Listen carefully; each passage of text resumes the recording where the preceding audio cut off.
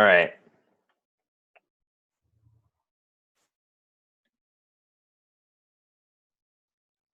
So I'm just going to give some demonstrations of scope and closure, and I'm going to have the class kind of answer what's going to happen in each one. Feel free to jump in the chat like we've been doing, or unmute your mic and speak up. All right. So I guess first off, going back to how scope works. Scope is essentially a place where certain variables will be valid. Functions create their own scope so that variables declared within a function are only going to be valid inside that function, but the function can see out into its parent scope. So functions also have access to global variables. Does anyone want to take a guess at what's going to be logged on line 8?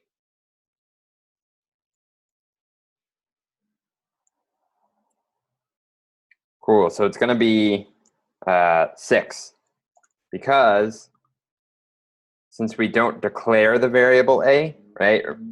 Variable declaration looks like line 1, and then variable assignment or a variable expression looks like line 2. So since we're not declaring the variable a inside of our function foo, we're just reassigning it. This is actually referencing the global variable. So this is going to log out 6. What would happen? What would happen if we changed it and added the var keyword?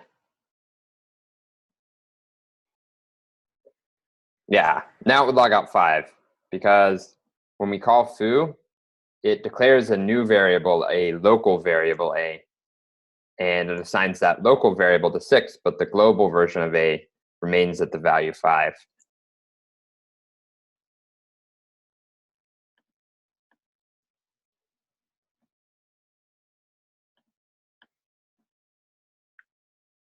What if we did this? So when we call foo on 9, what's going to print to the console?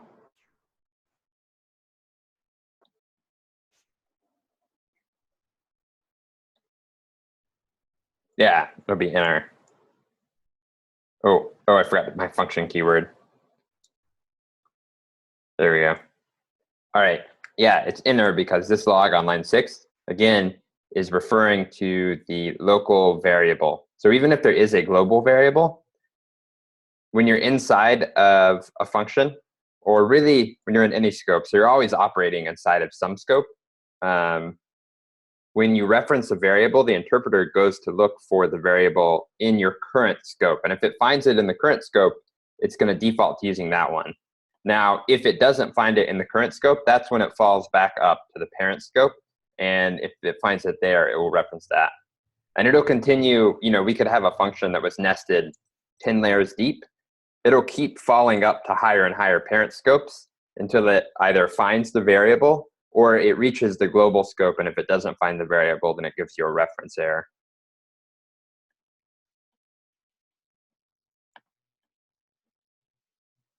What if we do this and we don't encapsulate it in a function? Still got curly braces though, right? What's going to happen on line 7? You can say number or string, so you don't have to type out the whole string.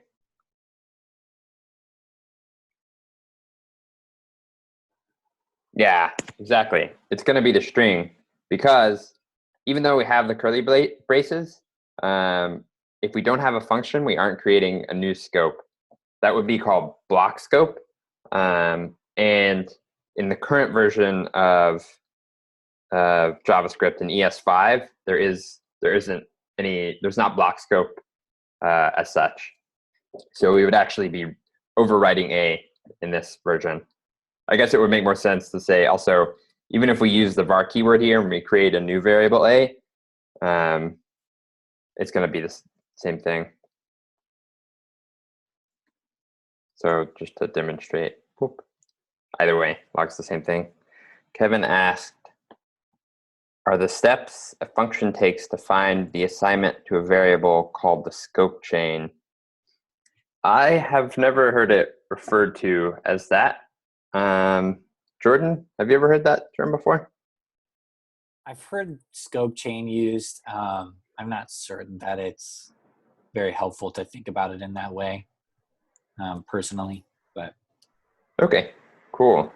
Hey, Kevin, did you read that somewhere? Is there a resource that you could link us to? And I can look into it and find out more about it.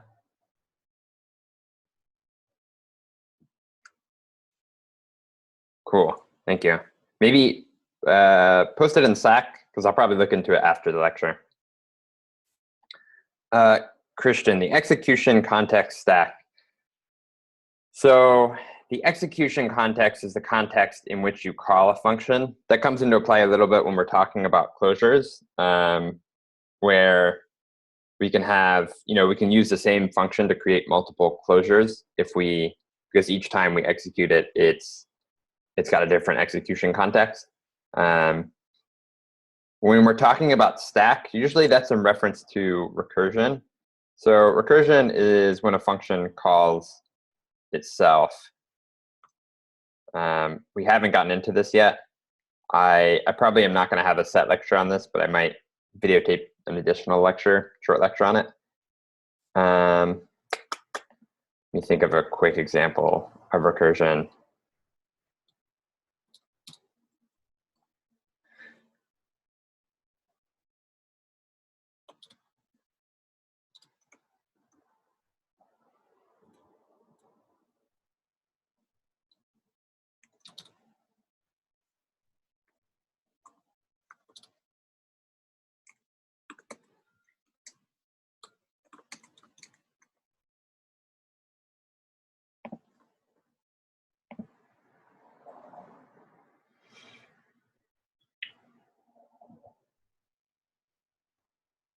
Oh.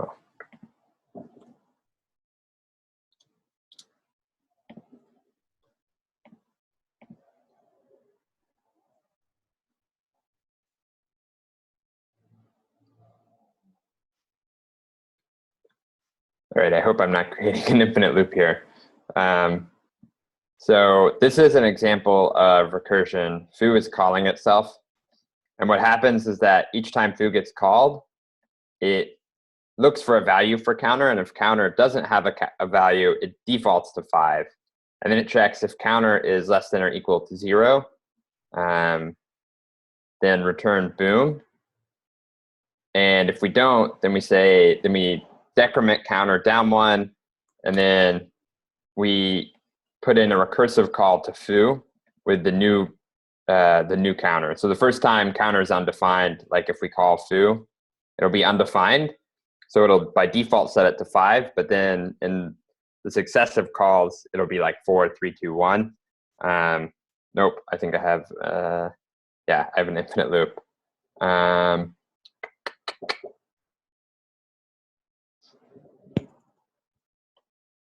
Why do I have an infinite loop? Well, I'm not going to go into this too far right now. But the execution context has to do with each of these successive calls where you've got like counter equals 5, counter equals 4,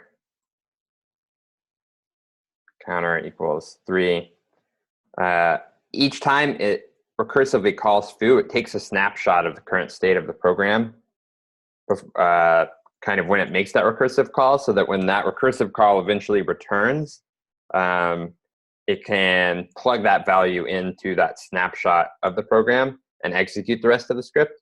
But that recursive call down until it finally gets to this return value,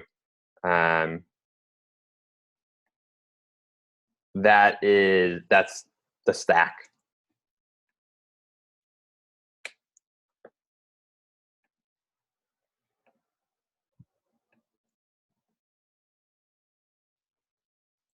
All right, so I'm going to jump back to scope.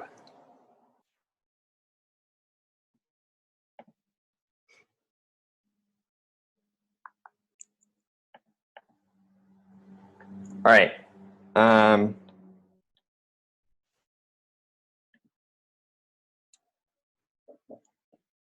So, oops. I'm searching for a window that I've lost somewhere. No worries.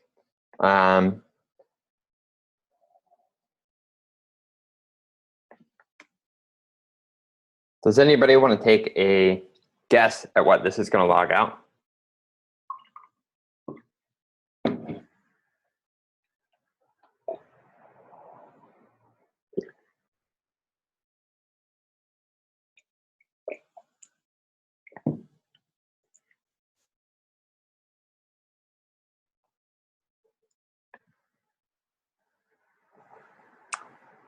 So notice food actually doesn't log anything. So this is going to log out 6. Because what happens is each time we call this, these each have their own, each of these calls has their own scope. So even though we've declared, like we declare counter, but these have separate versions of counter.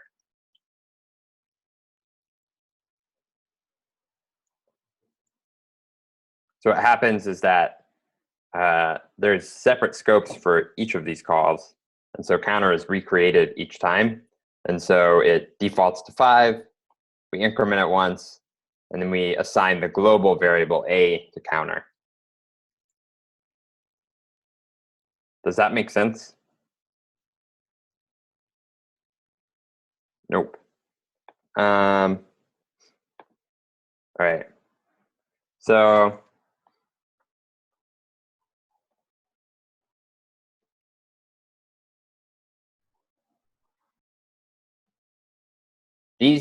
the scope of these functions exists when they are called and not when they are defined. So each of these function calls has its own scope. Let me see. I'm going to pull up the scope testing suite because actually they define this very succinctly.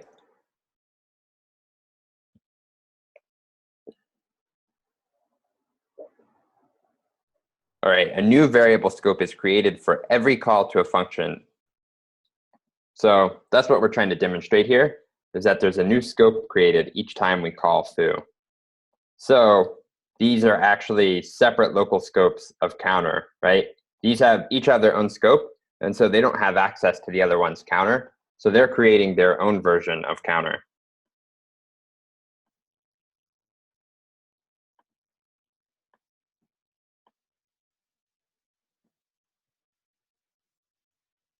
Are there any more questions about that?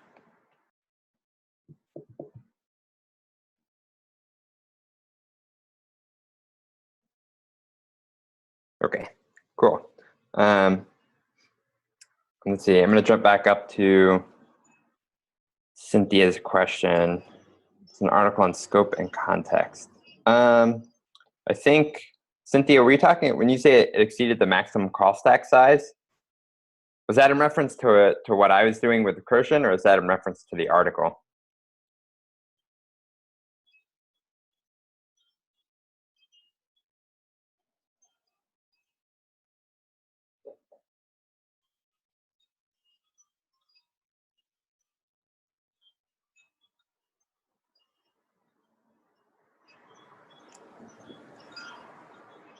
Okay. I think whenever you get that error, maximum call stack size exceeded, what Christian was asking about with the, what did he ask about that? Execution context stack. So when you make recursive calls to functions, it is each of those snapshots that I was talking about takes up more space in memory, but there's a given limit of the amount of memory that you're allowed, that wherever you're running your JavaScript is allowed to consume. And the browser, it's one thing. In different browsers, it's different things. Inside of Sublime Text, it's a different thing. But whatever program you're working in has set some kind of limit on the amount of memory that your script can consume. And when it hits that limit, it stops the script from executing any further, and it gives you that error.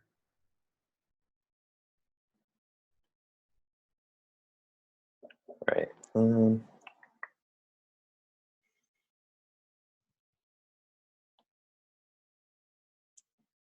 right, so remember this example and how this logged a. I'm going to get rid of this for a second. We're going to change it a little bit. Now, what's going to happen when we console log counter on line 11?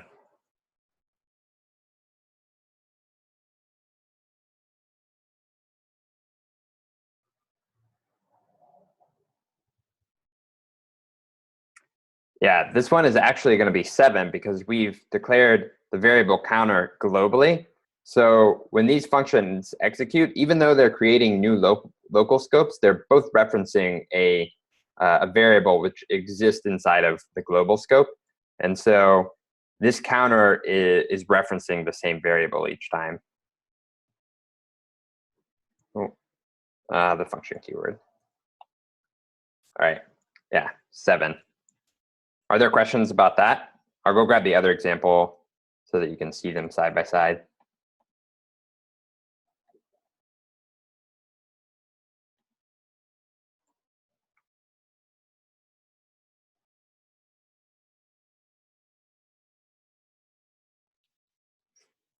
So again, in this first example, in both of them, each of the calls to foo are creating their own variable scopes. The difference is that in the first one, because they create a local variable, each of these has their own instance of counter. Whereas in the second one, even though they're creating their own local scope, both of them are referencing a variable in the global scope.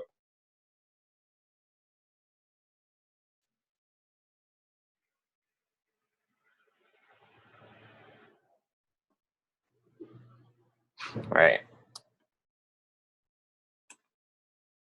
So now I'm going to do a little bit of review of closure.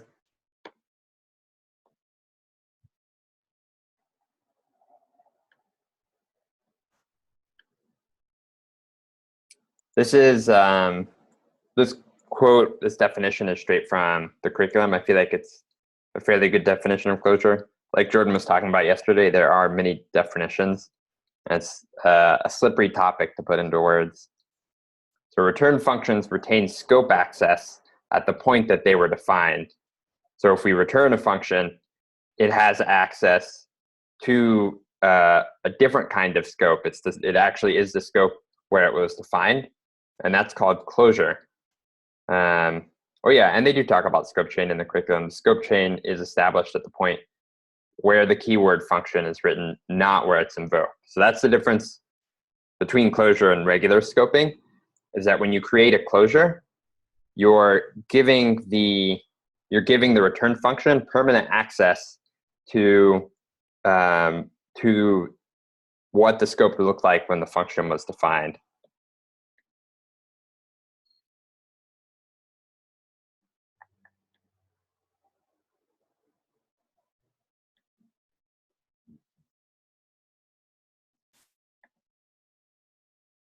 All right, so I've got this example of closure. We have a function foo. Foo creates a local variable called counter, and then it returns a function that has access to that local counter. And then that function increments the counter and then returns the counter. And then I've created a variable called bar that is equal to the invocation of foo. So behind the scenes, bar is now equal to this return function, right?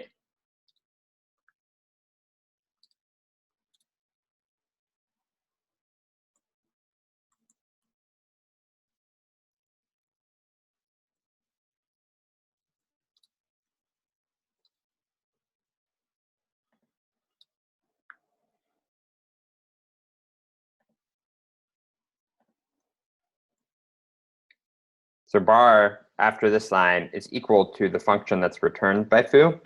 But this function that's returned by foo, it, through closure, has access to the counter that was created when the function was defined. So if we call bar twice and we increment the counter twice, and then we call bar one more time, and so we've incremented the counter a third time and stored it in the variable bat, what's going to log out on line 24?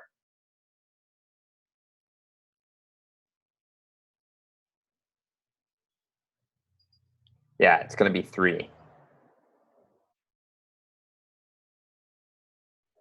Because each of these invocations to bar, we're referencing the same counter variable.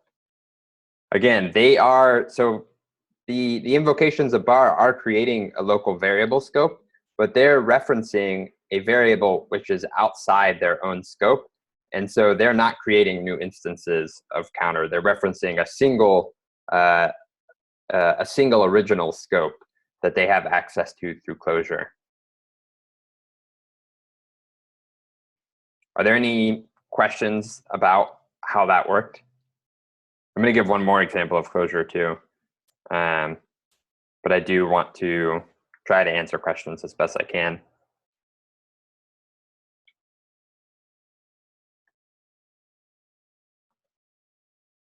I have a question.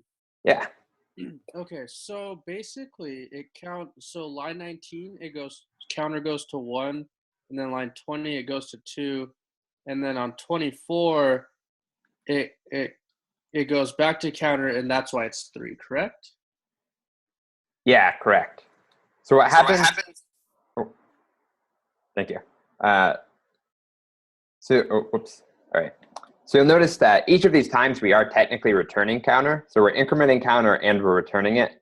We're not storing it anywhere on these other calls, but on the third invocation, we increment it, so counter becomes 3, and then we also return that value to the variable bat. And I'm really doing that here just so that it's a little bit easier to read when I console log that value out.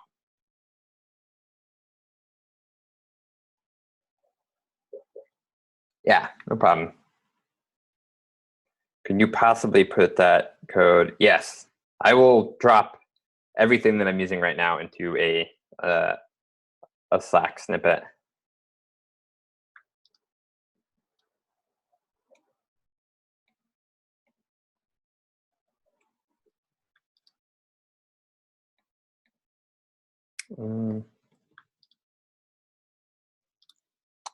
What is it called when bar remembers the counter's value? So that is the definition of closure, or that's kind of inside of the definition of closure. Is that bar? I mean, technically, bar is not remembering the closure, right? Bar is creating its own variable scope each time, just like the other ones. But because counter exists in a scope that's outside of bar, in each of these invocations, bar is referencing a counter that exists outside of itself. It's almost, it's very similar to when we create the global counter variable, and then it's just incrementing counter.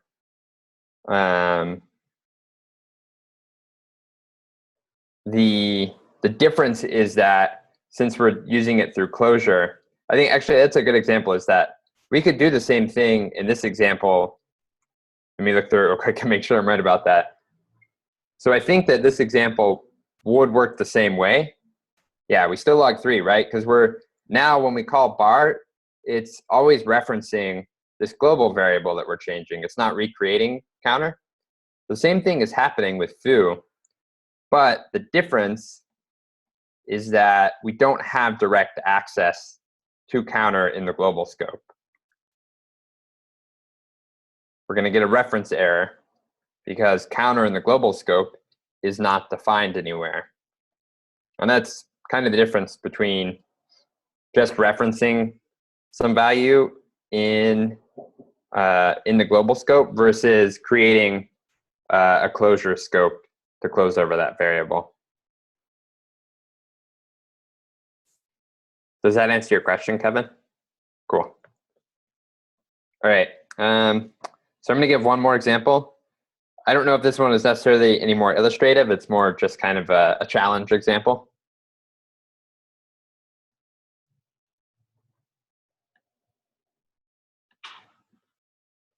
All right.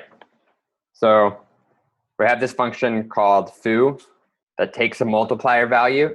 It returns a function which has a closure variable. And then we create two different versions, or I should say we invoke foo twice, and we store the return functions in the variables ×3 because we're passing in 3 as the multiplier, and ×2 because we're passing in 2 as the multiplier. And I'm actually not going to explain the rest. I'm going to give everyone, let's say, 1 minute to look over the code and see if they can figure out the values that are going to log on line 21 and 22. Don't answer yet. I'll tell you when you can start putting answers in the chat. I'm going to time it.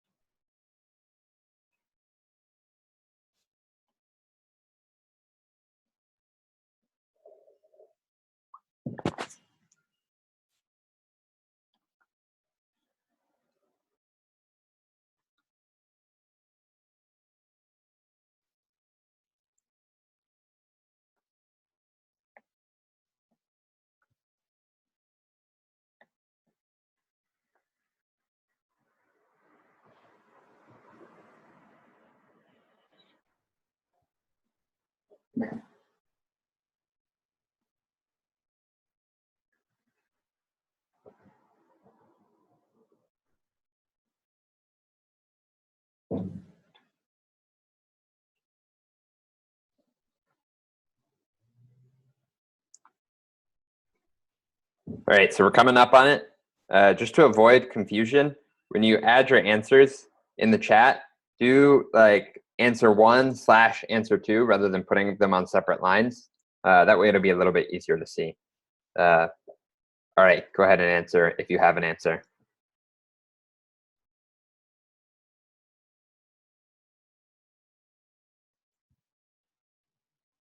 No answers? Ah, cool.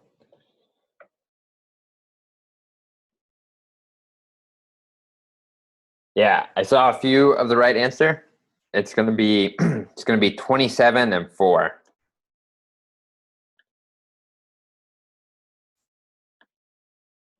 So now we'll walk through why that happens. First, let's figure out how cube happens. So on line 11, I create this I declare a variable called ×3 that's equal to the return value of passing 3 to foo. So what that looks like, so now ×3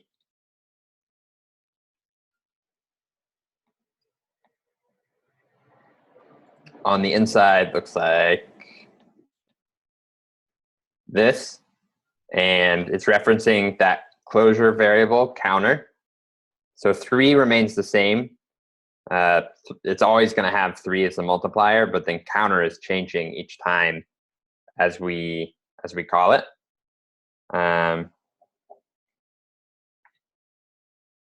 So it says, let's see, 3 × 1. So now the value is 3, and then it's 3 × 9. So, or I'm sorry, 3 × 3. So now the value is 9, and then 3 × 9. So that makes the value 27. So the value of cube is 27. Similar thing happens with ×2. We return a function to ×2, and that function has the multiplier is 2, but it has access to the counter as a closure variable. So it says 2 × 1 is equal to 2, and then 2 × 2 is equal to 4. Now, you'll notice that through these closure scopes that are created, these both have access to different counters. So I guess maybe my global example was a little bit off when I was talking about it being similar to the global scope, because when these closure scopes are created on line 11 and 12, they're referencing a variable outside of their own local scope, but they each have closure on 2 different versions of that variable. So they each kind of, they have their own version of counter, but counter is not in their local scope. It's in their closure scope. I know that that's probably a little bit confusing, and this is like right at the edge of where this is like the most confusing part of closure, I think. But it's important to notice that these different versions of the return function have access to separate versions of the closure scope.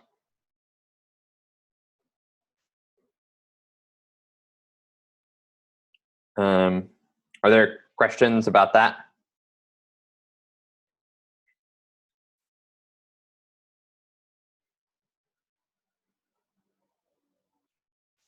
So var times 3 and var times 2 create their own version of counter when they invoke foo with their own argument. Yes, that's true. They each create their own version of counter. But it's important to know that while they each have access to their own version of counter, that version of counter still exists outside of their local scope, right? That's why we call it a closure scope, because it's not, counter is not being recreated each time that we invoke those functions. They're referencing a variable that exists in a closure scope. But yes, they do have what gives them their own version. It's just part of the principle of closure. It's not because we passed in different arguments. I could have passed in 2 to this one as well, and then we would have, it's going to be 8 and 4, right? Because then they're just both being multiplied by 2, but we're doing it different amounts of times. So it's not so much the argument, it's just that when we use a closure, it creates a separate instance of a closure each time we return that original function or object, as Jordan showed in his last example yesterday.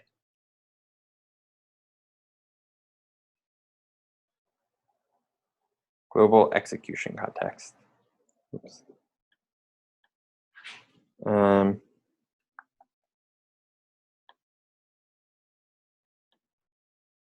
Do you want to say more about that, Christian? I can try. Yeah, I'm not really sure if I'm referencing it correctly, but as I understood it, under the hood, the JavaScript engine has this global execution context that does all the work of interpreting and finishing the lines or whatever. And every time it runs to a function, it creates a new execution scope or something like that, and puts it on top of this stack. And then it goes through it. Once it's done, it pops it out of the stack and goes down to the next one. But every time it runs, it finds a function, it creates a new execution context, and then it creates the this variable, the reference to the environment, and I think it also, I'm not really sure. You are right about that.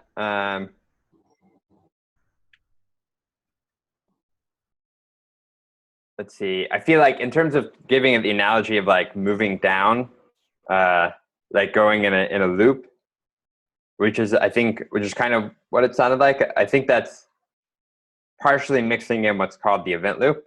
But you are right about it creates a context when it sees a function invocation. And I think actually, so the lectures that I'm going to post by Marcus Phillips, one of the founders of Fact Reactor, he's got slides that go a little bit more into, they actually use some diagrams to show how the scopes are related to one another in terms of like parent and child scopes and new scopes that are created by invocation. I think I don't want to go too much further into that because I think trying to explain it might be a little bit more confusing.